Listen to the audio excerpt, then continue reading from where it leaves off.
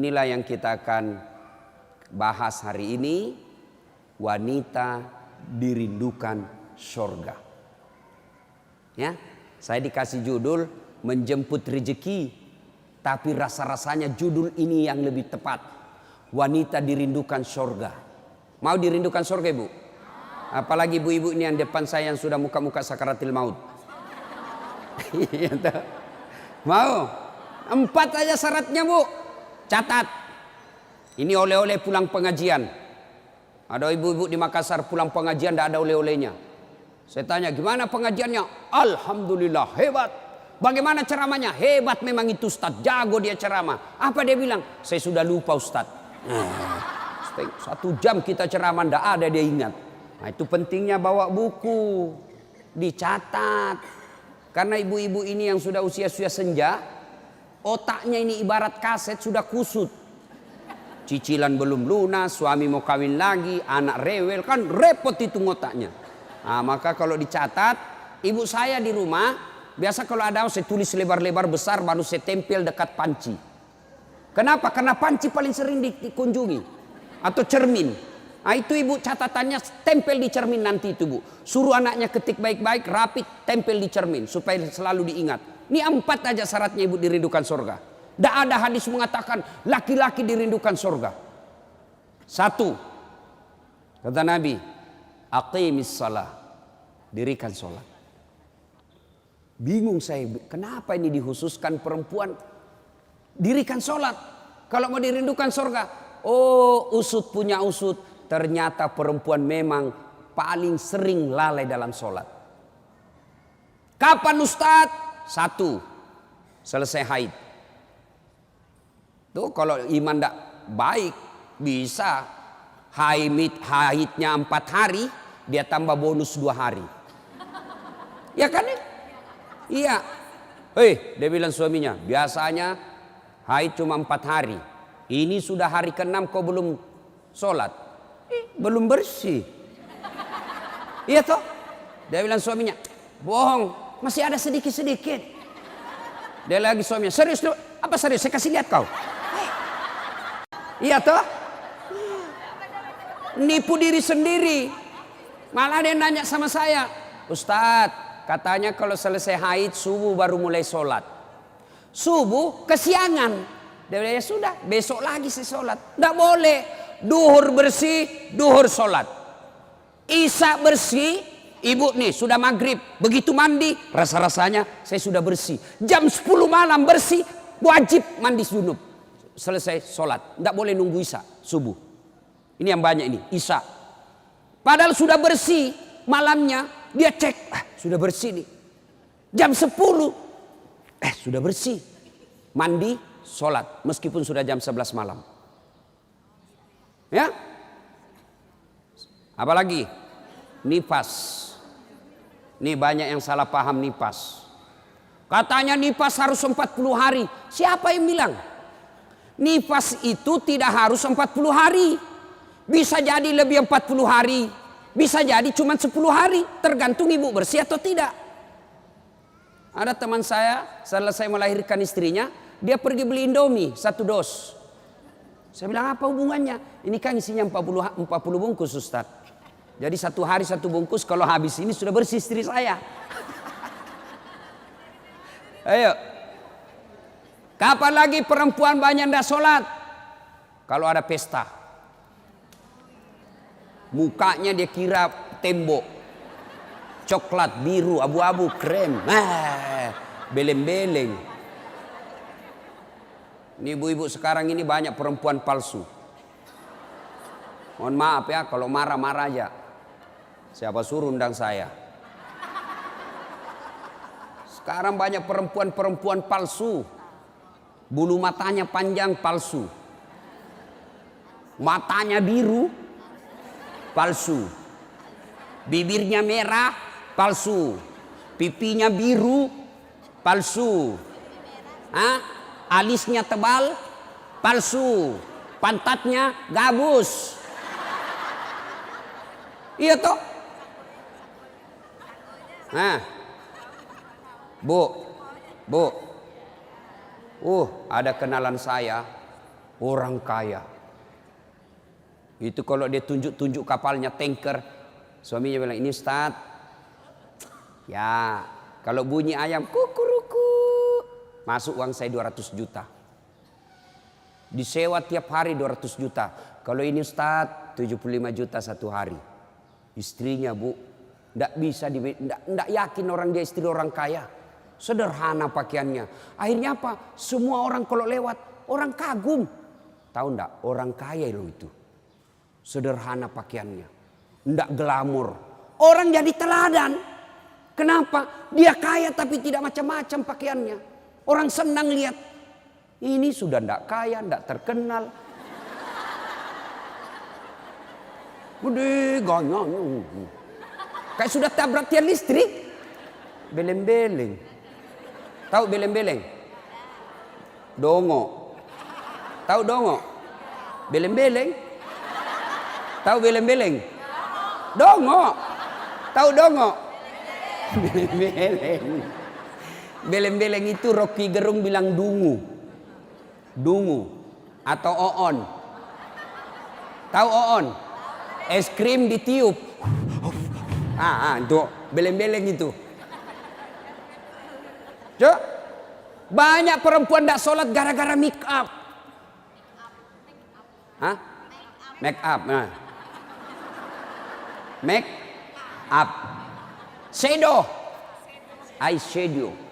Oh, malah ada model baru saya lihat Ibu. Dikasih lebih lagi putih-putih di sininya. Apa bedanya sama belek? Ayo. Sekarang ini kita dibodoh-bodohi sama artis. Memangnya artis idola kalian? Yuk, ada lagi yang lebih beleng-beleng. Dikasih lebih lagi alisnya sini nih. Ada lebihnya sedikit naik. Gini modelnya. Saya bilang kenapa lagi dikasih lebih? Dia bilang seperti artis Korea. Bleh! Artis Korea baru sudah pensiun. Bleh! Apa ini dibodoh-bodohi sama make up?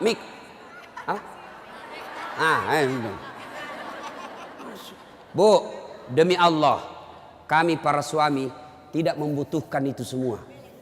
Yang kami butuhkan kecantikan hati. Ini cantik-cantik, memang cantik, tapi bukan untuk nyenangin suami. Tapi giliran mau tidur, ndak sikat gigi, daster 3 hari ndak dicuci, kelihatan bulu ketek, muka dikasih bedak kencur, dikasih bawang matanya, ngorok.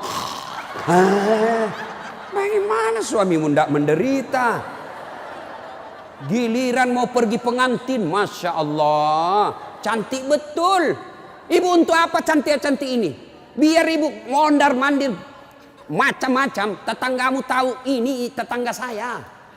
Andai kau robat cak menjadi selebriti, mukamu tidak dikenal orang kaya artis Korea, oke lah. Tapi biar diapain orang tahu juga, tetangga saya ini. Udahlah, apalagi ibu yang rajin majelis taklim. Tiap minggu, tiap pekan hidup pengajian. Tapi tidak ada perubahan itu, rugi. Habis waktu, tidak ada guna. Mending tinggal di rumah tidur. Majelis taklim, sudah 4 tahun majelis taklim. Tiap pekan dengar pengajian. Tapi make upnya malas dia sholat. Yang disenangi Allah cantik hatinya. Kalau hati cantik meskipun muka tidak halus, orang senang. Ya, gara-gara make up tidak sholat. Jadi bagaimana solusinya Ustadz? Kalau pengantin, mau pengantin, gimana solusinya? Wudhu dulu, baru tancap, sudah itu tahan kentut. Biar sudah wudhu, batal. Sedikit aja keluar Ustadz, batal. Nggak habis Ustadz, batal. Bagaimana? Nah, apalagi yang membuat orang ibu-ibu nih banyak ndak sholat. Selesai haid, nifas, make up. Yang keempat, apa? Jilbab. Banyak ibu-ibu malas sholat gara-gara jilbabnya susah dipakai. Jilbab sakaratil maut. Saya ibu sudah keliling-keliling ceramah. Mana-mana saya ceramah. Saya ke Filipina Selatan, jilbabnya orang Melayu sana, segitiga saja, satu peniti, selesai. Malaysia juga begitu. Saudi malah satu lubang masuk, selesai. Tapi coba lihat jilbabnya ibu Indonesia. Ngeri bu. Ada kayak ada talinya 2 meter, diikat-ikat. Disimpan di lehernya. Itu diikat lehernya. Lalu dikasih kembang.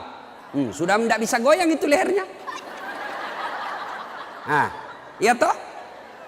3 lapis. Ini penutup kepalanya 3 lapis. Ada kuningnya, abu-abu, coklat. Dikasih mereng lagi sedikit. Coba. Lalu ada kayak pohon di belakang. Biasa kalau ada pengganti. Gimana caranya dia pakai ini ya? Nah, sudah diikat lehernya. Pakai pula rok yang sempit. Rok sempit. Jalanlah dia. Dia bilang suaminya, buru-buru bu. Katanya, tunggu sebentar pak. Beleng-beleng. Beleng-beleng. Coba kalau lebar. Kan enak lari dikejar anjing.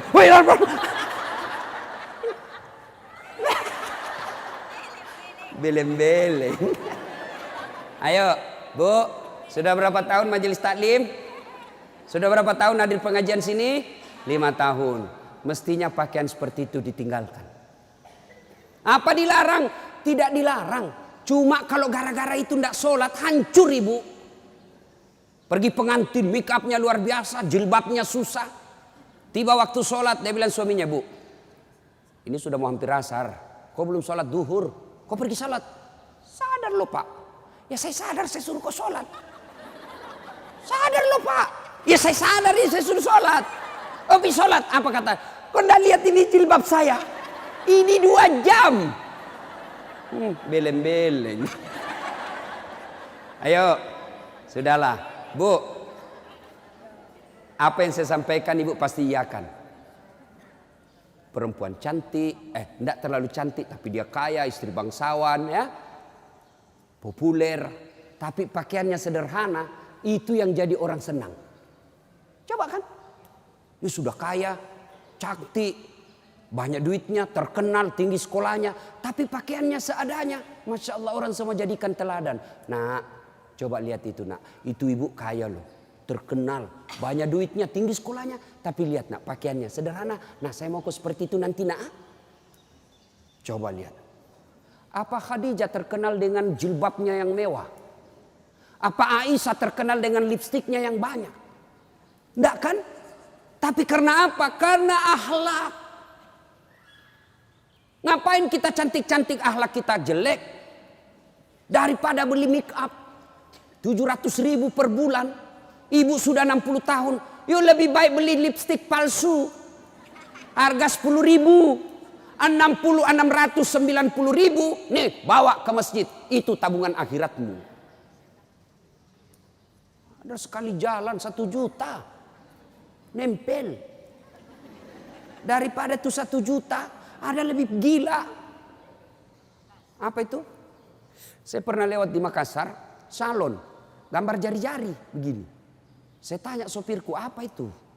Ini salon Ustadz. Salon apa? Ibu-ibu gunting-gunting kuku. Apa namanya bu? Dia tahu semua ini. Apaan? 25.000 satu jari. Berarti 10 jari. 250.000. Apa lebih tidak enak itu 250.000 kau tabung untuk akhiratmu dikubur. 250.000 hanya untuk potong kuku. Lipstick 20.000. Eyeshadow 70.000. Ini alis 70.000. Sudah berapa habis duit kita? Ya? Dengar ini yang suka cukur-cukur alis. Laknat Allah kata Nabi bagi mereka yang mencabut dan mencukur alisnya. Tuh, enggak usah baku lihat ibu. Boleh gambar alis, boleh, tapi jangan pakai tato. Ini tato alisnya. Tak haram itu bu. Mau gambar alis silahkan, pakai pensil celak. Nggak ada pensil celah Ustaz, cari krayonnya anak.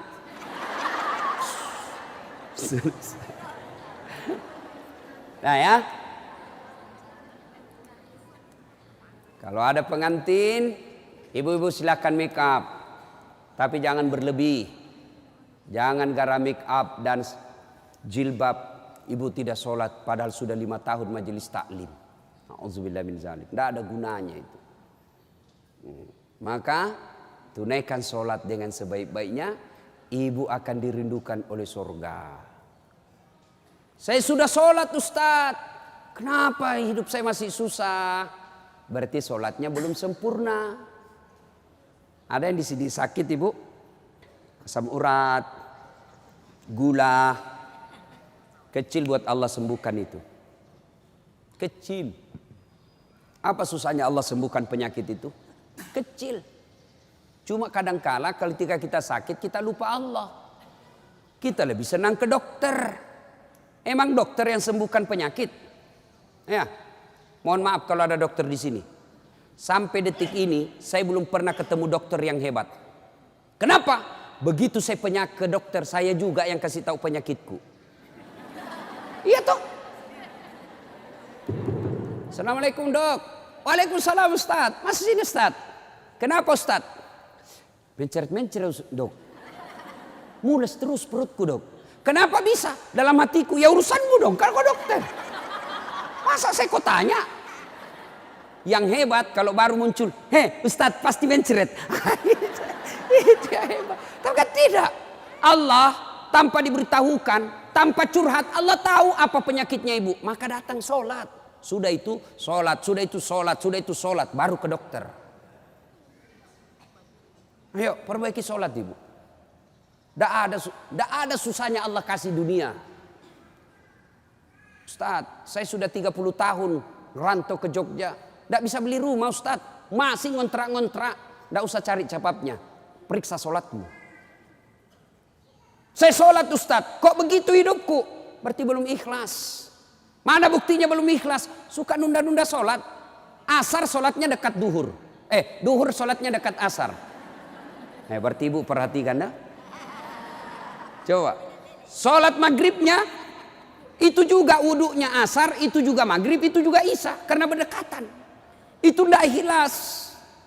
Sholat Ustadz, betul ibu sholat, tapi pakaiannya itu juga dipakai masak, itu juga dipakai bertetangga, itu juga dipakai ke pasar, itu juga dipakai tidur, tidurnya ngiler lagi. Ini. Pas dibangun suaminya, dipakai lagi sholat, najis. Pantas 30 tahun sholatnya tidak bisa memperbaiki hidupnya. Kenapa? Sholatnya tidak sesuai yang diajarkan Nabi. Saya sholat Ustadz, betul ibu sholat, tapi tidak semangat. Allah.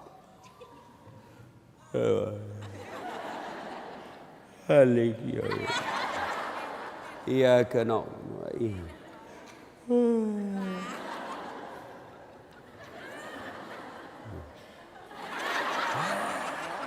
Ada juga yang sholat seperti itu. Ada yang sholat gitu.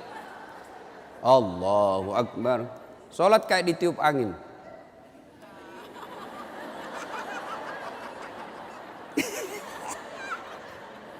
Ayo, ada juga yang sholat semangat.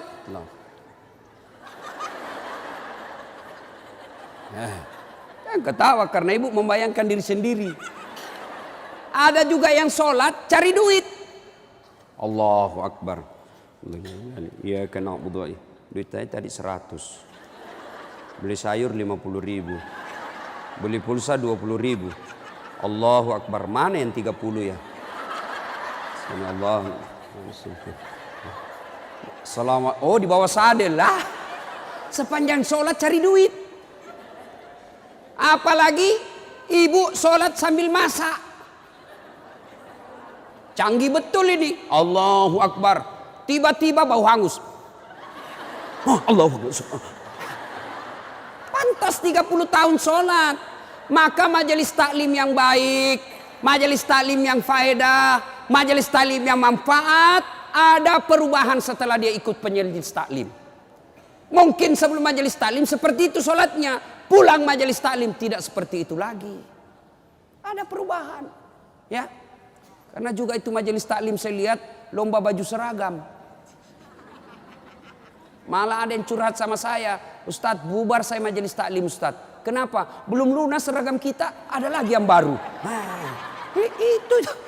Padahal yang mau beli pengat seragam ini ya pengurusnya. Pengurusnya hanya 5 orang aja. Ya, yang kaya-kaya. Ini aja yang berdiskusi 5 orang. Ini jelek mulai kabur, nih ada nih yang baru, ganti lagi. Orang belum lunas diganti lagi. Majelis taklim yang baik bukan yang banyak seragamnya, tapi yang tambah ilmunya, tambah akhlaknya. Itu yang baik. Ya. Perbaiki sholat. Bu ya. Bu. Sholatullah Mullah ala toha Sholatullah salamullah ala yasin habibillah. Biasanya kalau saya ceramah ada air di samping saya. Cari-cari ini dilupa ini panitia. Satu ya. Satu ibu.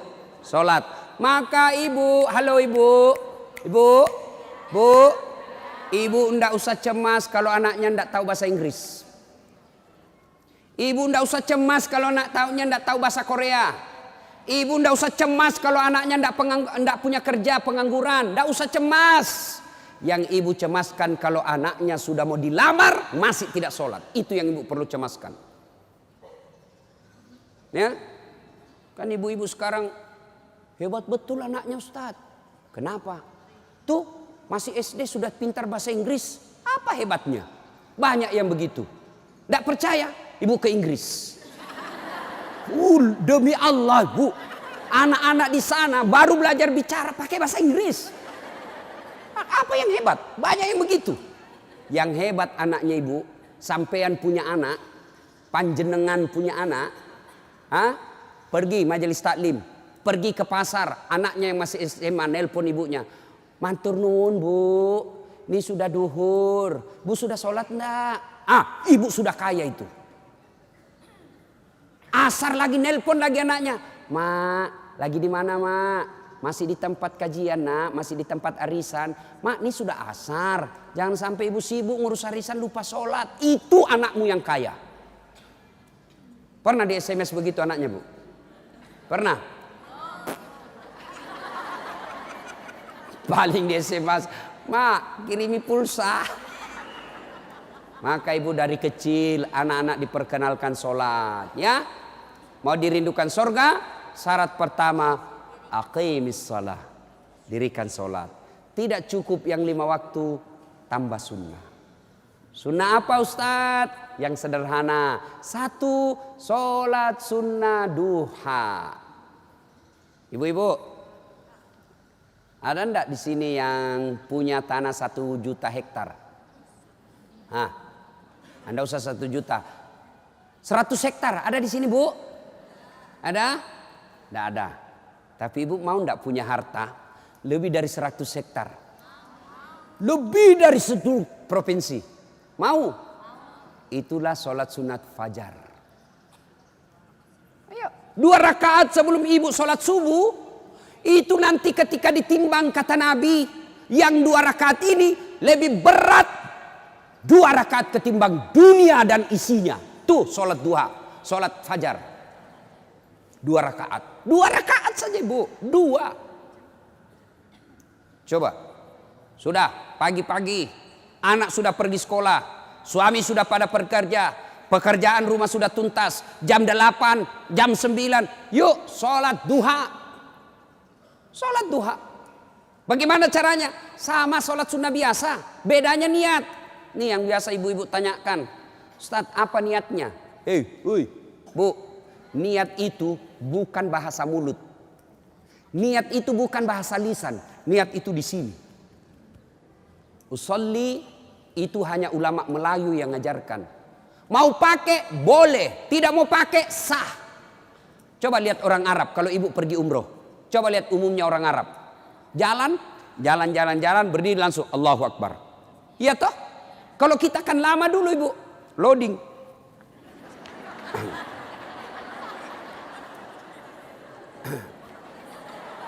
Allah. Duduk. Saya tanya, kenapa tidak jadi sholat ibu? Saya lupa sholinya. Boleh tidak ucapkan. Mau ucapkan silahkan. Usalli sunnatal duha. Raka'ataini lillahi ta'ala. Saya niat sholat sunnah duha. 2 rakaat. Sunnah hukumnya bagi saya lillahi ta'ala. Allahu Akbar. Tuh. Tidak hafal juga itu Ustaz. Ambil jalan pintas. Berdiri tegak. Menghadap ke kiblat, baru ibu bilang begini, Tuhan, sholat sunnah duha ya, Allahu Akbar. Boleh, benar boleh bu. 2 rakaat berikutnya ulang lagi, Tuhan masih seperti yang tadi, Allahu Akbar. Boleh, benar. Daripada ibu nunggu bahasa Arabnya, ndak hafal, ibu ndak sholat. Itu sholat duha ibu. Hei bu, suami pergi cari nafkah. Anak sudah pergi sekolah.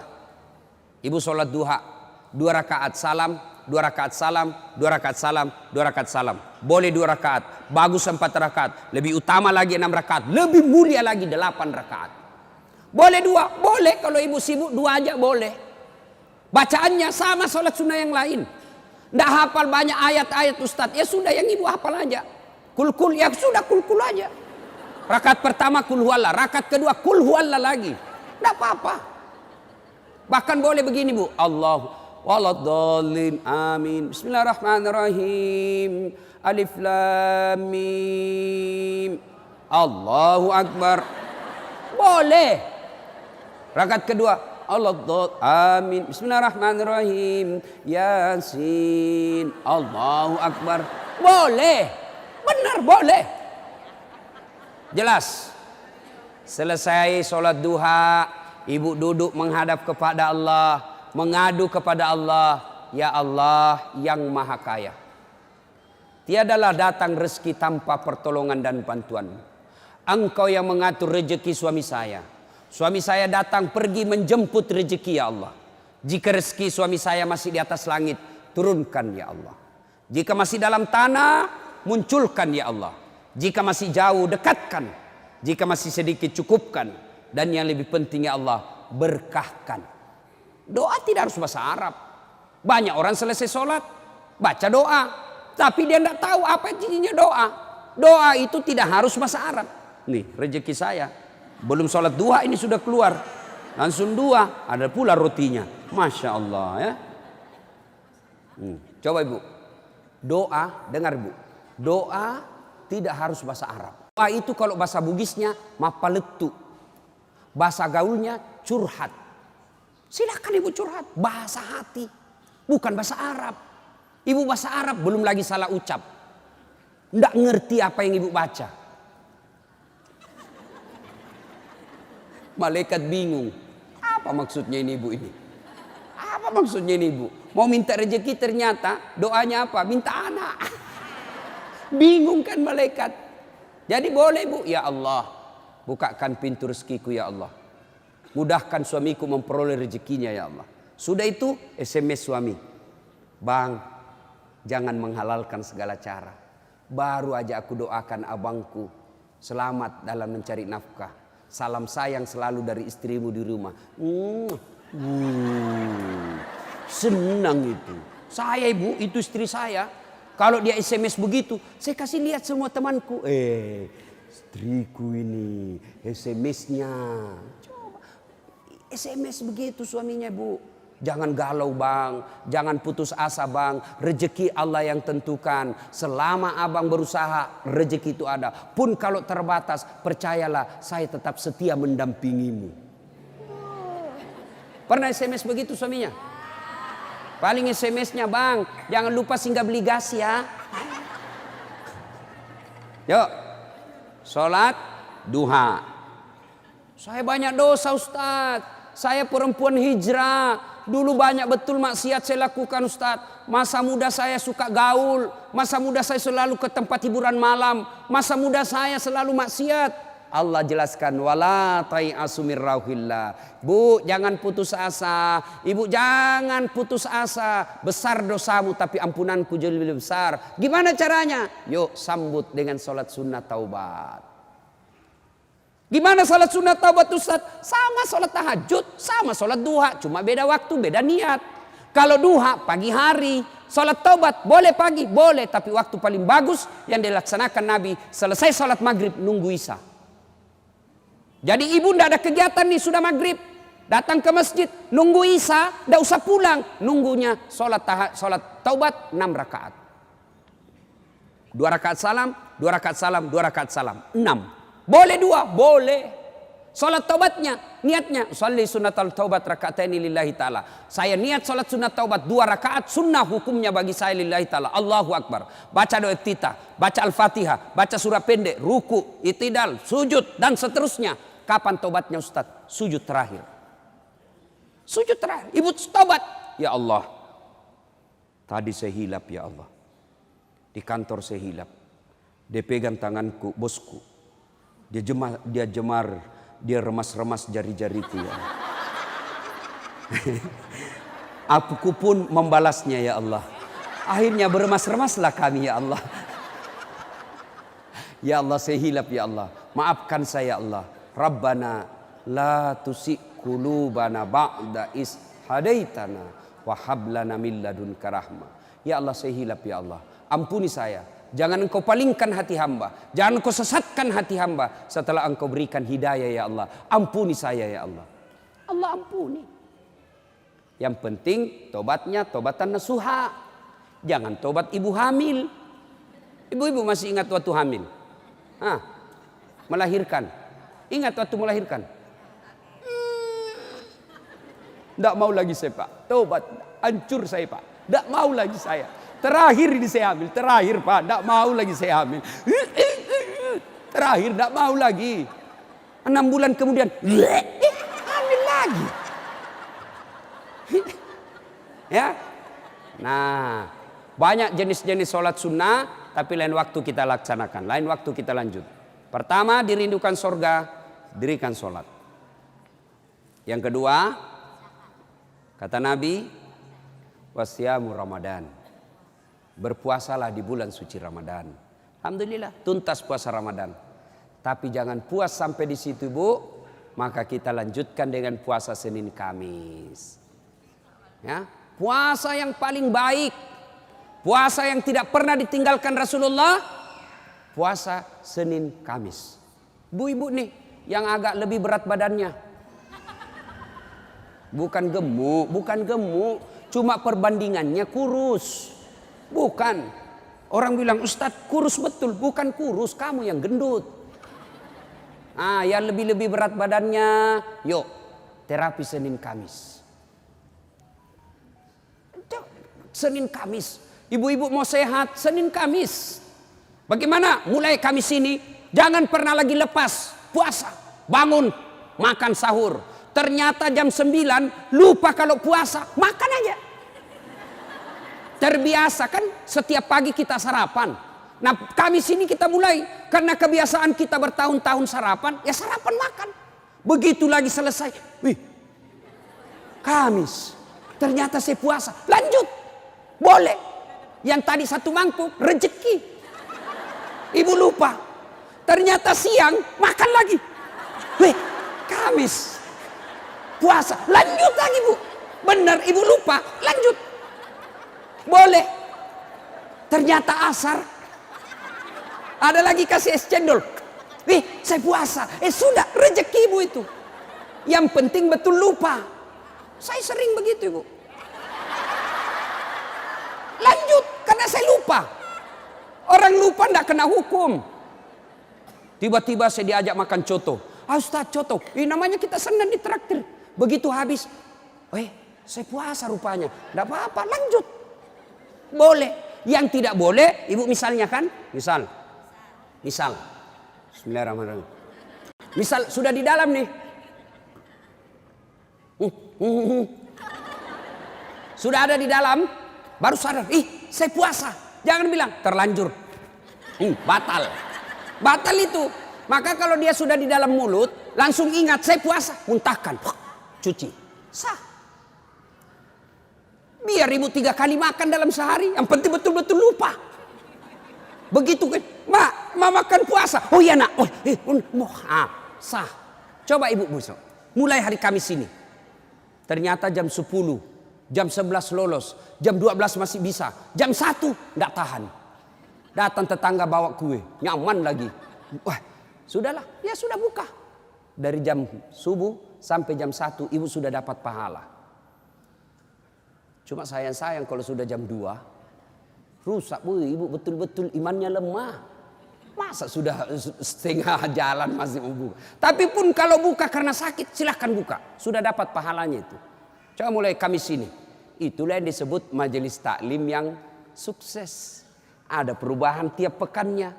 Ada perbaikan tiap bulannya. Tahun lalu belum biasa Senin Kamis.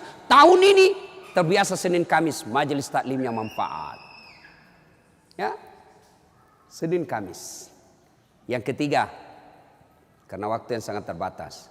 Ini dirindukan oleh surga. Apa itu? Menaati perintah suami. Ini yang berat ini. Taat sama suami. Ini berat. Bu, berat. Bu, dengar ibu. Ada pada zaman Nabi. Bertetangga nih. Tiba-tiba ibu yang tetangganya ini wafat ibunya. Maka tetangganya datang. Misal nih, dia bertetangga. Meninggal ini tetangganya, dia datang panggil anaknya, anak tetangga. Bu Haji, emak sampean wafat. Datanglah membesuknya. Mulai dari sakit. Mohon maaf Bu, saya tidak bisa besuk ibu saya.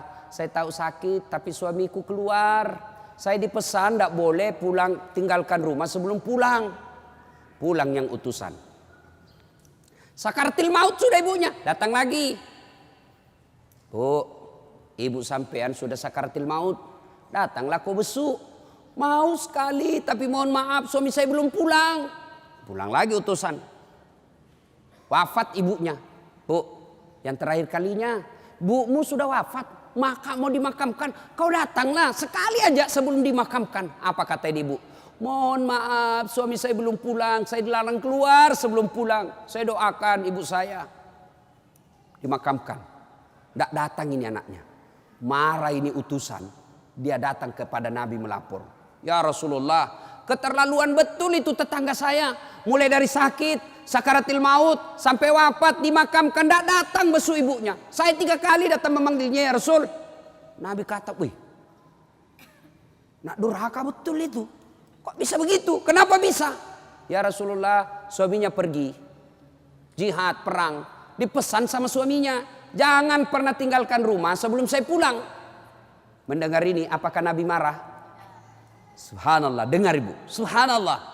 Nabi lalu bersabda, alhamdulillah diampuni dosa ibu yang wafat karena punya anak istri yang taat sama suaminya. Masya Allah. Kira-kira masih ada istri zaman sekarang begini? Masih ada. Baru 10 menit pergi suaminya, dia telepon temannya. Datang aja, suami saya sudah keluar. Bu, taat sama suami. Itu pintar redanya ibu masuk surga. Ibu mau tanda fungsi utama suami? Bu, halo ibu. Pintu fungsi utama seorang suami. Ibu mau tahu? Mau tahu ibu? Jalan pintasnya ibu masuk surga. Passwordnya masuk surga. Kenapa? Ridha suami itu ridhanya Allah. Kalau ibu sudah ridhanya, suami sudah ridha sama ibu, Allah tersenyum kepada ibu. Sebaliknya kalau suami tidak senang sama ibu, tidak pernah baik hatinya suami sama ibu, percayalah, susah ibu masuk surga. Betul, ridhanya Allah itu tergantung ridha suami. Kenapa bisa Ustadz? Karena kami ini suami yang nanggung ibu dunia akhirat. Ibu kira enak jadi suami? Dipikir bagaimana supaya kita bisa beli mobil, ibu bisa enggak kena matahari jalan. Kami pikir suami bagaimana supaya ibu bisa pakai baju baru tiap bulan supaya saudaramu enggak menghina kamu. Dipikir bagaimana supaya suami istri saya pakai emas, berlian supaya tetangganya enggak menghina dia. Itu dipikir semua oleh suaminya. Mana ibu pernah pikir bagaimana supaya saya belikan suamiku berlian? Pernah ibu? Ayo. Bukan cuma di dunia, di akhirat pun ibu ditanggung oleh suami. Beruntunglah wanita Islam. Wanita Islam itu sebelum diperiksa semua amal-amalnya, sebelum diperiksa puasanya, diperiksa hajinya, ada 4 laki-laki yang harus menanggung dia. 4 laki-laki yang harus menanggung ibu. Siapa? 1, orang tua, bapak. 2, suami. 3, anak laki-laki. 4, saudara laki-laki. Ini 4 yang bertanggung jawab terhadap ibu. Kenapa itu perempuan dia pakai jilbab? Ditanya suaminya, ditanya bapaknya, ditanya anak laki-lakinya, ditanya saudara laki-lakinya. Ternyata ini 4 laki-laki yang tidak beres, maka ibu bebas tugas. Itu enaknya jadi perempuan Islam. Beda kami laki-laki. Biar kami sholat, ketua majelis ulama, hafal Quran, istrinya tidak pakai jilbab, istrinya tukang gosip, istrinya tidak puasa, istrinya tidak nutup aurat, istrinya tidak sholat. Demi Allah, ku ampusakum wa ahliku. Suamimu, nih kau masuk neraka sama istrimu. Ditanggung ibu dunia sampai akhirat. Suamiku tukang selingkuh, Ustaz. Suamiku pemabuk, suamiku tukang tipu, suamiku koruptor. Tidak ada hubungan, dia yang tanggung dosanya. Ibu kalau baik agamanya, tadkhulul jannati bisalam. Kata Nabi, nih 7 pintu surga. Ibu pilih mana yang ibu mau masuki. Tidak ada urusan dengan suamimu. Itu enaknya. Jadi ibu jangan suka ngomel-ngomel. Beruntunglah ibu menjadi wanita Islam. Supaya sekali ngeluh, suami saya Ustaz. Ini lebih parah lagi, dia curhat di Facebook. Ada juga ibu-ibu sekarang suka sekali ungkap aib suaminya di medsos. Di mana di kau? Tak kusangka kau begitu. Kesepian banget, pret. Apa yang begini? Ya, ibu taat perintah suami. Paspornya ibu masuk surga, beda suami. Tapi kalau ibu durhaka sama suami, susah. Perempuan sekarang kan banyak yang tidak hormat sama suaminya. Ketika Nabi Isra Mi'raj kan diperlihatkan. Masuk Nabi surga, Masya Allah banyak betul penghuni perempuan. Begitu Nabi masuk neraka, na'udzubillah min zalik, lebih banyak lagi perempuan di neraka. Lalu ditanya Nabi sama sahabat, kenapa bisa begitu ya Rasul? Ada 2 kelemahan perempuan. 1, tidak bisa tahan mulutnya cerita kejelekan orang. Yang kedua, dia tidak taat dan tidak mensyukuri suaminya. Itu sebabnya. Kalau ibu pandai mengendalikan mulut tidak cerita orang. Yang kedua, taat sama suami. Gampang ibu masuk surga. Cuman kita kan ini penyakit kita. Datang begini masih gosip tuh. Damai tapi gersang.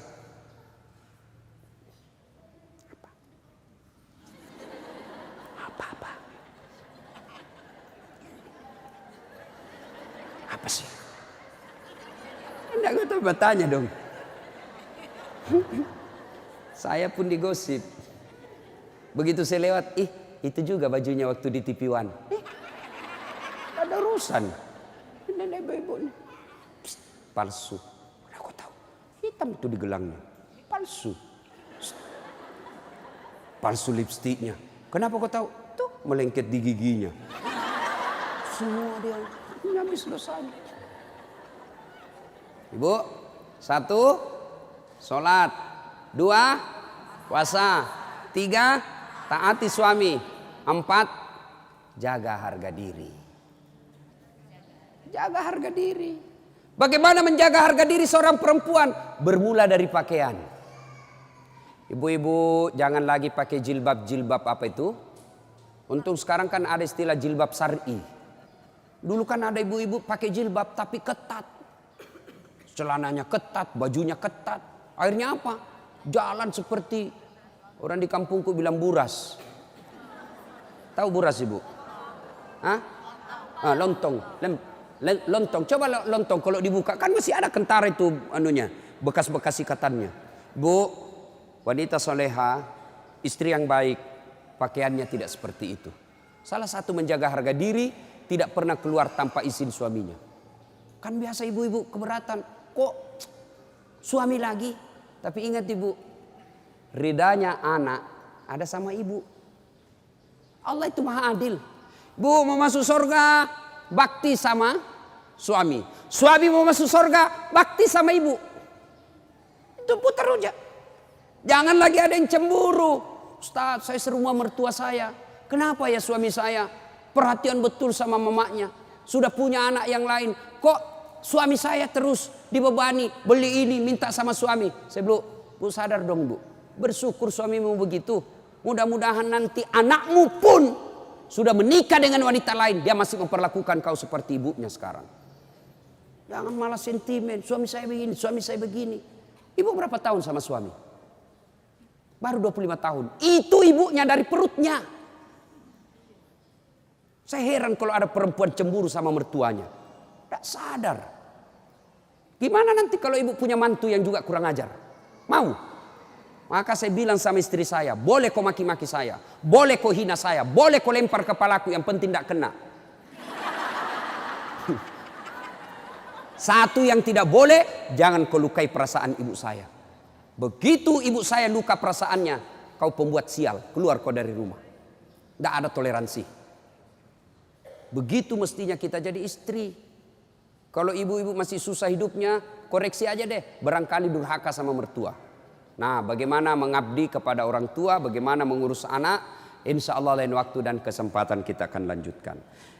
Akhirnya kita simpulkan, wanita yang ingin dirindukan surga, 1, pelihara sholat. 2, 3, taat pada perintah suami selama perintah itu tidak melanggar agama. Yang keempat, jaga harga diri. Insya Allah kalau ini kita lakukan, maka Nabi jelaskan, silakan masuk surga, tadkhulul jannati bisalam. Silakan masuk surga dari pintu mana yang ibu mau suka. Subhanallah. Inilah tausiah kita, mudah-mudahan ada manfaat. Terima kasih Ibu Li yang berkomunikasi kepada saya selama ini. Mohon maaf jika selama ini ada komunikasi yang tidak berkenan, dan terima kasih sehingga saya punya ladang amal untuk datang di tempat ini. Mudah-mudahan ada manfaat. Ibu-ibu masih mau dengar ceramah saya? Masih?